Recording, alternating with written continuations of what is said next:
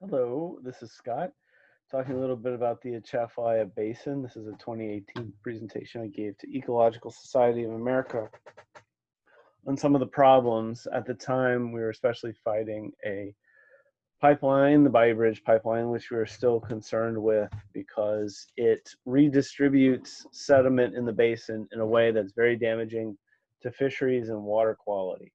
The pipeline was poorly built, it was rushed, it was built out of compliance with the Clean Water Act, and it effectively becomes a dam. The construction crews in the swamp build a road basically in the pipeline right away to facilitate construction.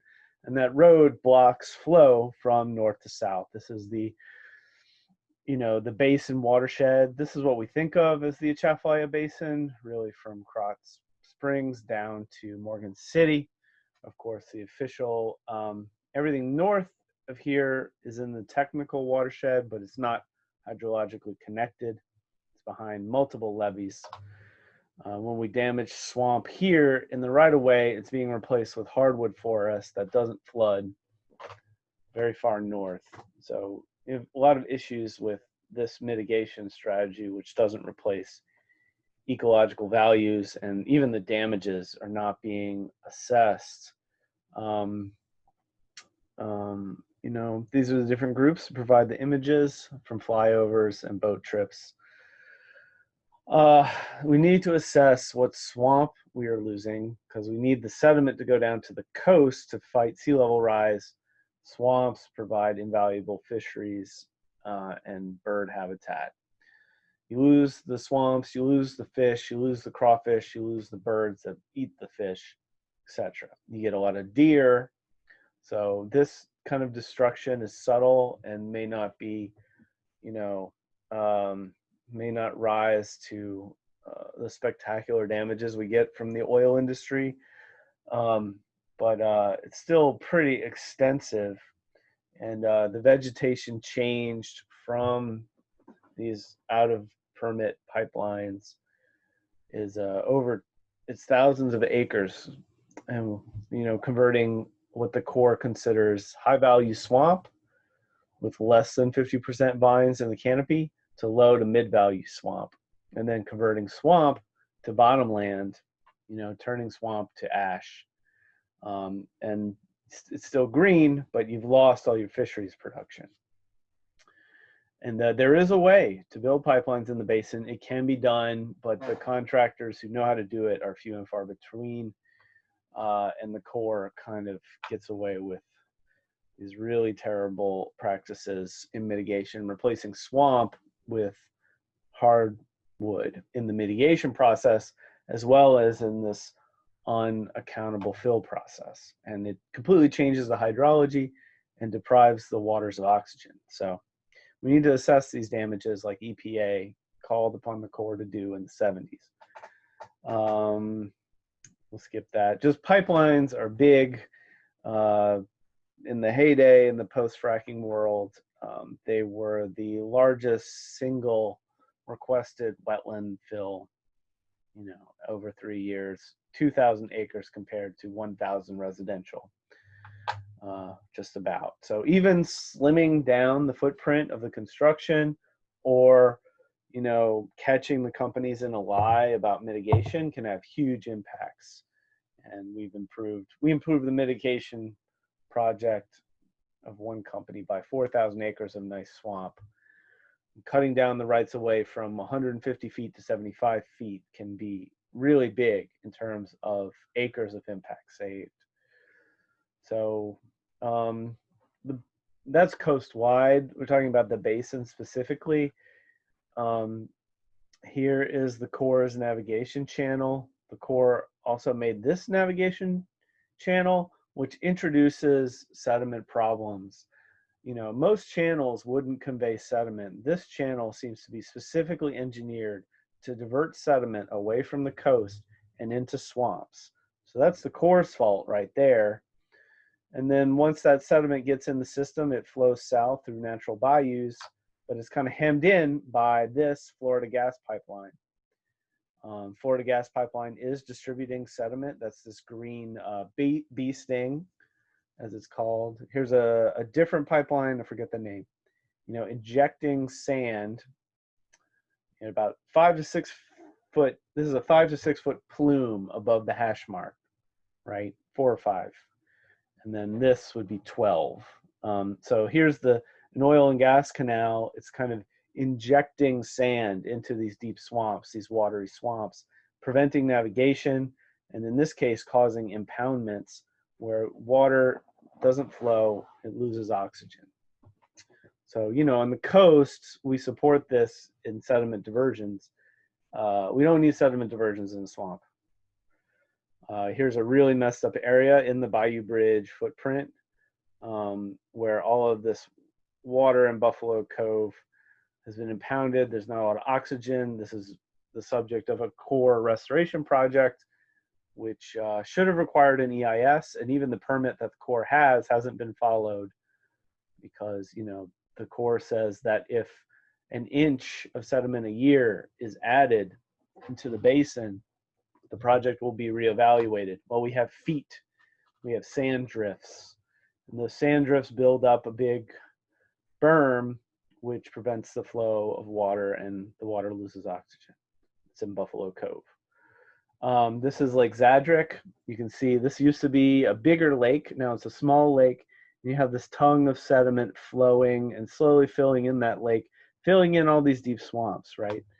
You can see the willow trees populate the sand banks as the sand tongue, it's like the sand tongue that flows. And you know, this is 2015, so this sand tongue is probably to this tree by now. Every year, half an acre gets deposited in this lake. So you can see a place where once you could fish, once it was 10 foot deep, it's probably 3 feet deep way at the end here, and it's filled in with sand. This, even in 2018, this sand in 2015, when I went back here in 2018, it was willow trees up to my forehead, right? And this is sand. Some of my geology friends don't believe me because they think the atchafalaya is all organic and all muck. This is river sand. This is material that's highly valuable for building coastal marshes. Like, I don't know how much we pay for this to dredge it. An inordinate amount. It's just being wasted. It's killing the swamps. Yeah, so no one's assessing, no one's counting this volume of material that's been moved by the Corps' navigation channels, the oil drilling canals, and then the pipeline rights of way. When you cut the trees down to make a pipeline right of way, you know, when the water gets high, that corridor becomes where the water flows and where sand is deposited. But so, okay, under the Clean Water Act, that volume of sand fill is not being assessed, so unpermitted fill. It's also causing vegetation change by providing platform for other species outside of the swamp habitat type to colonize, and then you lose your fish, right? Because everything gets silted in. There's no fish. There's no water for fish to live in.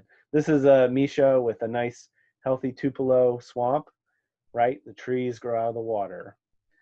This is a sand tongue. You can tell that this used to be water because we've got a, you know, maybe 1,000-year-old cypress tree here, but the sand is being deposited and some beer cans. And you've got kind of this succession of growth, right? This is new bare sand, plants haven't colonized, and you get some bushies, and you get some grasses, and then the willow trees come in, right? And here you see a cypress tree, and here's another cypress tree. It's being surrounded by willow trees. You know, those cypress trees and those willow trees couldn't grow there if not for this big unpermitted fill, right? But that's also a vegetation change from cypress Tupelo swamp, from this to a hardwood forest. So that should be mitigated for under the Corps' damage assessment. It's damage. This is another type of damage. Again, you see the sand tongue kind of at the bottom. Hard to see. And this is a cypress. It's impossible to see. This is kind of like a later stage of, like, you know, the sand also provides a platform, not only for willows, but also for vines. So if you get a swamp full of vines, Birds can't land. It's not as good habitat.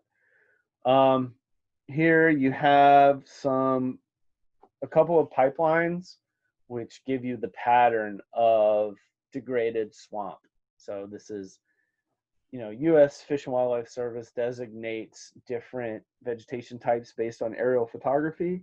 So this is where they've designated that the hydro periods no longer flood the majority of the area. It used to be all of this would be flooded more than half the year.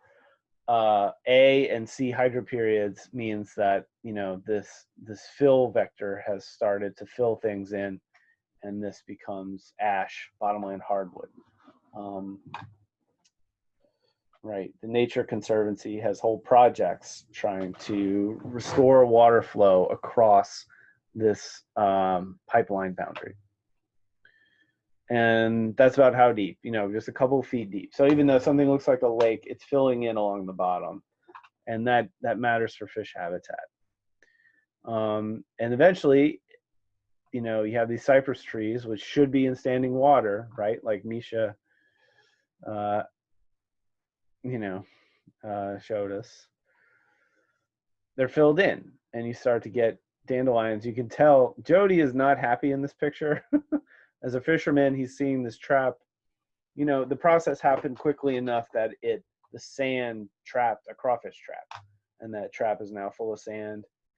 It was fishing in water, and now it's total land. You can't even bring the boat to this place. This is Tin Can Lake in Bahia dos Glazes. So, you lost the habitat. You changed it from swamp to bottomland hardwood, and there's just no enforcement of any permits.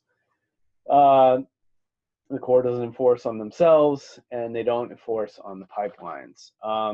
Some pipeline companies just do it right because, I don't know, they just believe in doing things correctly. Most of them don't. So we have to sue as citizen advocates. We have to take the authority of the Clean Water Act. Here's a pipeline that you only see the bee sting for a limited footprint. So I think fishermen, Jody, Dean agree. Hey, if we could build it like this every time, this is an insignificant issue, right? You've got most of the water, it's connected north to south. You can still see it.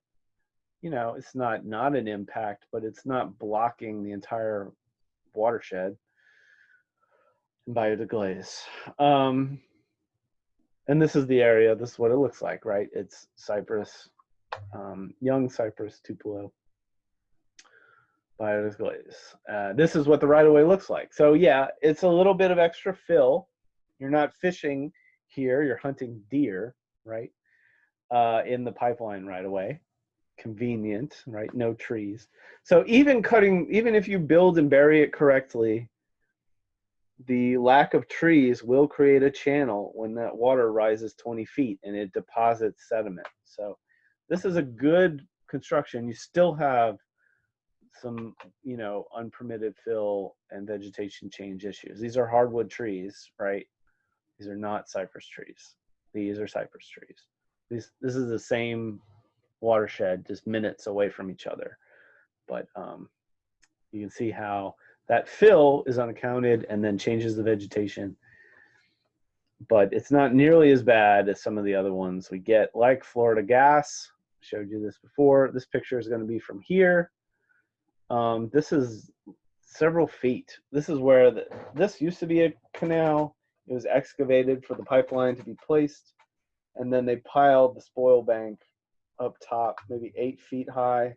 I don't know if I have a reference. No, I don't. But it's a 8-foot, it's a small dam, right? We would call this an earthen levee if it were in Plaquemines Parish coast, right? It blocks the flow of water and causes more deposition in this pipeline right away. So, we were working with Shell for years to try to improve some of these right-of-ways, do little cuts, so that, the existing condition with the water wouldn't flow north to south. If you did a little cut, you get some water flow and restore oxygen and restore circulation. Here's a project like that. People argue whether or not this was a good project, but that was the point, to cut across the pipeline rights of way. It was also an oil canal, so people were suspect of it. But we did spend over $1 million, you know, establishing north-south water flow past these two pipeline rights of way. And then this pipeline enterprise just built right across that project and, you know, put spoil banks up. This is a picture from a crawfisher boat. So this is like you man trying to get to work, trying to fish in these swamps over here, and the highway is blocked, right, for as long as the construction is going on. So this is a natural water course blocked by the pipeline construction. And then the thought is they just leave that there. This is a different place. This is the actual footprint of the canal that was dredged. But you see, once the machines dig the trench to lay the pipe, this is the pipeline being in that, you know, it's that green metal. It's being floated by these buoys into place and then sunk into place. And the treads going back and forth along the spoil bank compact the earth and make a dam. And, you know, that water, you can see it does not flow south past the right-of-way anymore because of the construction fill. Here's Bayou Bridge. You know, this is early in the phase where they're mulching 100, 200, even 1,000-year-old trees. And that mulch is orange, right, when you cut up cypress trees. But the thing about the chips is that they're not flowing south. You know, the legacy of this existing right-of-way is that the water no longer flows north to south. We only have, I would say we have 5% of the chips flowing, right? So even though it looks like this water is connected, this is all in danger of hypoxia and anoxia because it's just not flowing. The chips are just floating in place. So to the extent we can document these things happening, we can do citizen suits. And, you know, you saw that picture of the dam on the crawfisher's way to work.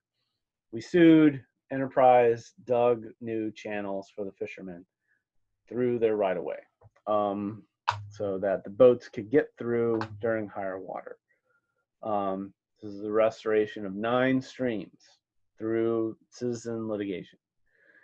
You know, if that's what we achieve through citizen suits, why can't we achieve this restoration project that way? Here's the Florida gas pipeline. Here's a state-funded proposal in green, all these little cuts across the right-of-way to restore flow.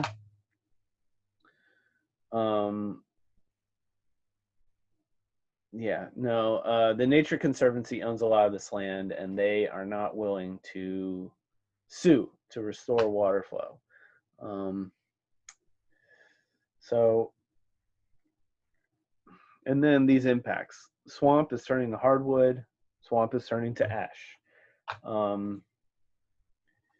Excuse me. Whenever you impact swamp, you've got to mitigate it with something.